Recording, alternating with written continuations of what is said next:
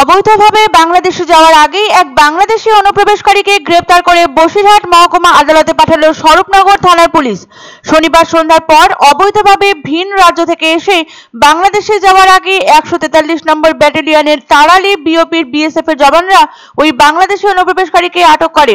তারপর জিজ্ঞাসাবাদের পর তাকে স্বরূপনগর থানার পুলিশের হাতে তুলে দেওয়া হয়।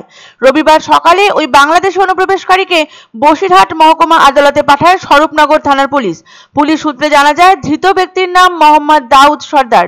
তার বাড়ি সাতক্ষীরা জেলায়। সে দীর্ঘদিন যাবৎ মহারাষ্ট্রে বসবাস করত।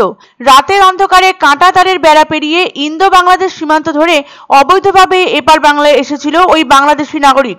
তারপর এদেশে থাকতে শুরু করে। বস্তুত মোহাম্মদ ইউনিস সরকারের জমানায় ওপারে অশান্তি থামছেই না। বাধ্য হয়ে অবৈধ পথ ধরে এপারে চলে আসছে বাংলাদেশি নাগরিকরা। কেউ প্রাণ ভয়ে তো কেউ রুজি রুটির সন্ধানে। কিন্তু পরিবার তো ওপারেই আছে, তাই সেখানে ফিরতেও তো হবে। অতএব আবার সেই অবৈধ পথের ব্যবহার। কিন্তু এবার সীমান্ত পেরিয়ে বাংলাদেশ যাওয়ার চেষ্টা করতেই গ্রেপ্তার হয় আরও এক অনুপ্রবেশকারী। এই ঘটনা প্রকাশ্যে আসতেই ব্যাপক চাঞ্চল্য ছড়িয়ে পড়ে এলাকায়। এখনো উত্তপ্ত পরিস্থিতি অব্যাহত রয়েছে বাংলাদেশে।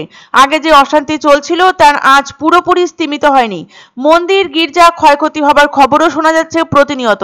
তারই মাঝে অবৈধ পথে সীমান্ত পেরিয়ে যেতে গিয়ে পুলিশের হাতে ধরা পড়ছে অজস্র বাংলাদেশি অনুপ্রবেশকারী। শনিবার সন্ধ্যায় অবৈধভাবে ভিন রাজ্য থেকে এসে বাংলাদেশে যাবার আগেই 143 নম্বর ব্যাটালিয়নের তাড়ালি বিওপির বিএসএফ এর জওয়ানরা আটক করে ওই বাংলাদেশি অনুপ্রবেশকারীকে।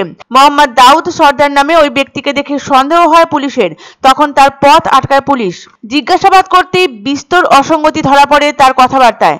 জানা যায়, তিনি অবৈধভাবে সীমান্ত পেরিয়ে বাংলাদেশে যাওয়ার চেষ্টা করছিলেন, কিন্তু তার বিশেষ কোনো উদ্দেশ্য ছিল কিনা সেই প্রশ্ন উঠছে। শনিবার সন্ধ্যায় ওই অনুপ্রবেশকারীকে সীমান্ত পেরোনোর আগেই দেখে ফেলে 143 নম্বর ব্যাটালিয়নের তাড়ালি বিওপির বিএসএফ জওয়ানরা।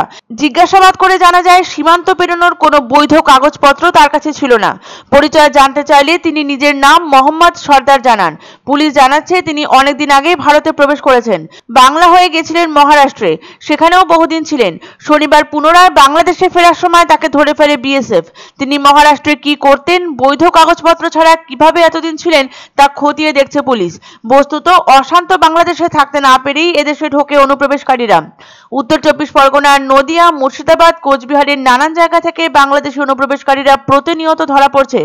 ভারত বাংলাদেশ সীমান্ত এলাকা সবসময় নিরাপত্তার জন্য একটি স্পর্শকাতর স্থান।